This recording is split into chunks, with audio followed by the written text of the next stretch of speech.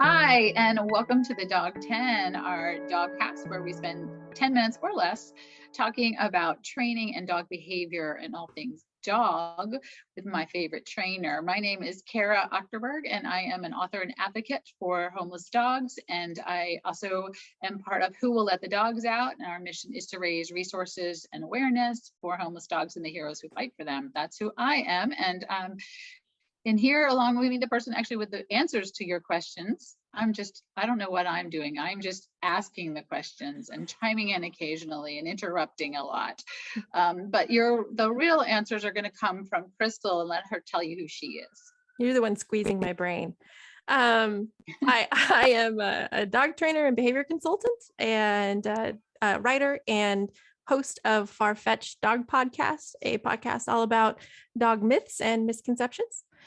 And I'm ready for questions, Kara. Fire them. All right.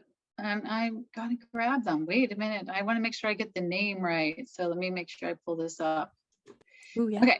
So this question comes from Michael Chapman. He actually asked a whole bunch of questions, and Michael, we are going to get to your other questions because they're all excellent. He sort of asked 3 big questions in one question. So we're just going to deal with one piece of that question. And this is how to deal with a dog that is food aggressive. He says, we keep them separate when food is out and feed them in separate rooms. More of a resolution through avoidance kind of response. So that's his question statement. And I'm all ears on this one too, because food aggression, I have to say, in fostering dogs, that's the one time I learned the hard way about food aggression. And it's important information. So let's hear what Crystal has to say. Yes. Yeah. First caveat for this one is hire a trainer. Anything that involves especially aggressive behaviors and stuff like that, if you feel like you might get bitten, really helps to have a professional on site there to kind of guide you through the nuts and bolts of those exercises and make sure you're doing them right. With that said, there's some really great pointers I can give you just in general.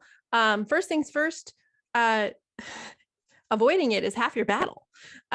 So you're doing the right thing by preventing the interaction to start with, giving your dog a safe space to eat and a safe space to enjoy their treats and their chews and their toys and whatever they feel protective or, that they're resource guarding, is really part of treating the issue, because what you're doing is you're establishing an environment for your dog.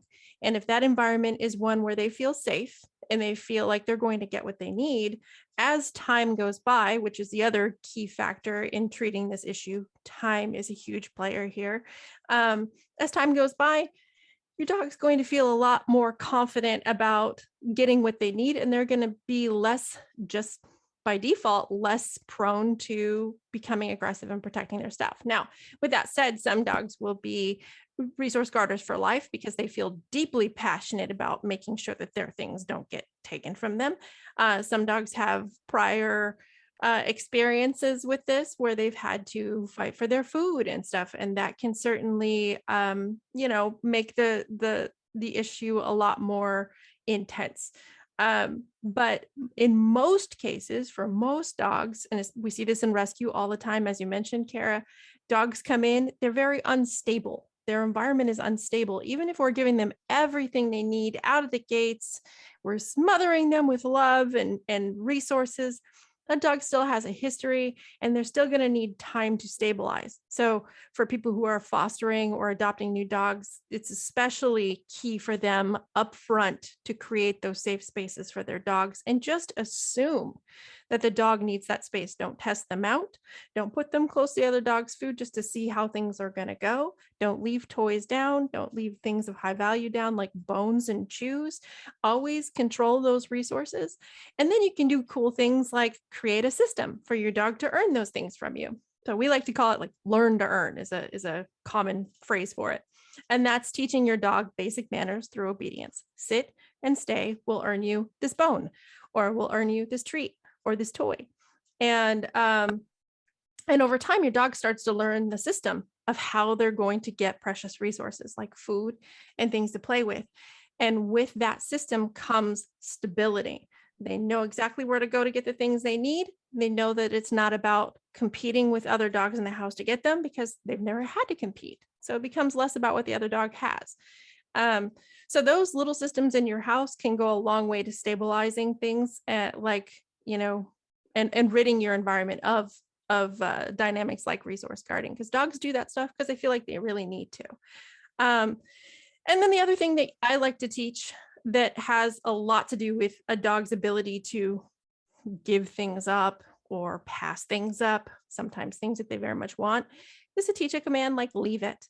Leave it is incredibly useful in obedience for a million different reasons. But when you have a resource guarder, you again, get yourself a trainer, especially a really serious resource guarder, because it could get you bitten. But in most cases, you can teach a dog a simple leave it command, like learning to leave a treat or a toy or your shoes or your underwear or something on your countertops or something on your coffee table. And kind of as you expand that command to all these different environments, you're teaching your dog that the resources around them are kind of under your control. They're under your management, and that you have kind of a lockdown on things in the house. And again, they're going to get everything that they need, but they're also going to be really clear on what they're not supposed to have, and really clear on what the command to not take that thing or leave that thing alone means. And they're going to have an idea of what giving something up earns them, right? So leave it's really great because if it's taught in a positive way, it means to the dog, I can't have that, but in exchange, I'm probably going to get something better. And a dog will play to those odds just about every time. So kind of introduce those concepts into your dog's world, and then giving stuff up isn't so bad. And they're actually pretty well practiced at it for a little while. So leave it can do you a lot of favors when it comes to teaching a dog that they don't need to guard their resources. In fact, giving some things up can be pretty darn rewarding. So that's usually what I recommend for just general avoiding resource guarding to start. If you're not seeing it in your dogs, these are all really, really good things that you can teach to make sure that you don't end up with those problems down the line as your dogs stabilize and settle in the house. Making sure that you are being a good manager of resources so that your dog doesn't have to turn to competitive behaviors in order to get the things that they need. Space. Yep. I use leave it. I feel like that I say that so many times a day because I have 3 dogs, but also just even out on walks when like they see a cat or they find some kind of object. We live in town, some food that's been discarded on the floor, ground or something. So I use leave it all the time, and they learned it really quick. And then, but I also try to teach it as sort of like a control thing, like.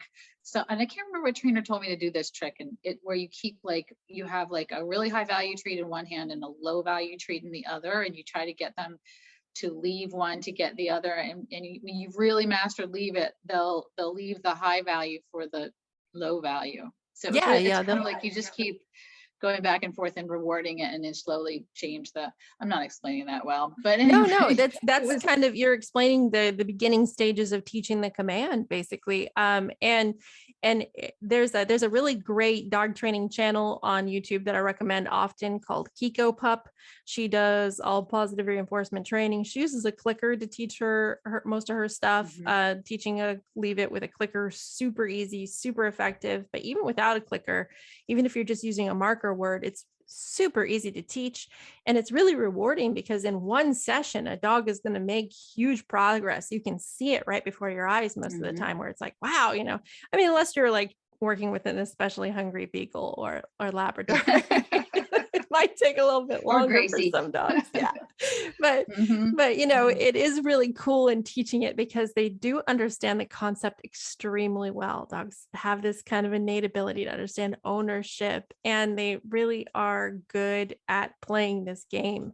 And you can expand it to all levels, right? From the very basic, leave this thing in my hand, to, leveling up where it's like, I can tell my dog to leave something 10 feet across the room and they'll listen to me because even 10 feet away, I have that kind of influence on them. So that's it's a really rewarding thing to teach. And it really does change the way your dog views their environment. And it still keeps you as the good guy because you're conducting a trade. And they're very, like, a lot of people are really worried about like, okay, well, then how do I fade the treats and how do I get rid of this reward system that I have? With Leave It's, you can't really, the cool thing, you can't really break this command by treating it consistently. Over time, you can certainly fade those treats away and just rely on your cue with practice. But even so, like, you're never do your dog wrong by paying them to leave something else alone. Like if you want them to pass up that dead bird on that walk, it's nice of you to make it worth their time, because that goes against all dog law. But dead birds are super interesting to dogs. They are super interesting. But the funny thing is, when you say from 10 feet away, like, because we'll be walking down, it'll be like crack of dawn, and there'll be like a cat walking across someone's porch, and I will see that my dog's honing in on it. And as soon as I say leave it, he knows, that cat, he knows I'm not saying leave that bush or this floor, that post, or that. He knows that I see what he sees, and I said leave it, and we keep moving. And it's been, I just love that command. That was like a new thing. Okay, how many years have I had dogs? I feel like the leave it thing only dawned on me in this past year. I'm finally getting better at it, and only from taking a puppy class with Otis and learning to teach him to leave the puzzle pieces, because he was eating all my puzzles. Yeah. All right, we're running out of time, but I did want to stick one little thought into, because having having had a couple dogs a couple of dogs have issues, newly adopted dogs had issues. It's been about table scraps, like people inadvertently, like especially children, will drop crumbs and not realize it, and a fight starts under the table. And so I want to say too, if your dog has any kind of dog aggression leanings, they should never be anywhere near you when you're eating, or your kids are eating, or anyway, they should be in another room, and they should be separate from each other. Because I've had this call too many times with people saying their dogs had some terrible fight, and it happened because some kid dropped a crumb or whatever, or somebody decided to slip them something under the table, and this battle starts, and it's ugly. So anyway, we tend to want to speed right through eating too. Everybody wants to speed right through to treating that issue, and I get that, but a huge part of dog training in general is the management stage, and you have to be willing to manage your dogs if you know that those behaviors are going to be an issue. So if everybody's sitting down to eat dinner, or even if you're in the kitchen cooking dinner, the dogs need to go up, because food is at play and you're not there yet. And then if you bring a professional trainer in, they can assess the dynamics in the house. They can look at the dynamics between the two dogs and between the people, and they can help you come up with a routine that's going to work for you for managing the behavior, as well as the second stage, which is treating it. But you're always managing first and then treating in the interim when you have the opportunities to actually train those things, right? So nothing gets fixed overnight. It's a process, and management is key, and making sure that everything continues to go smoothly. Yep. Set your dog up for success. All right. We totally did our 10 minutes, but we knew that this was a big topic. So 10-ish minutes. Join us. Yes. Join us again for the dog 10. We'll be less than 10 minutes next time.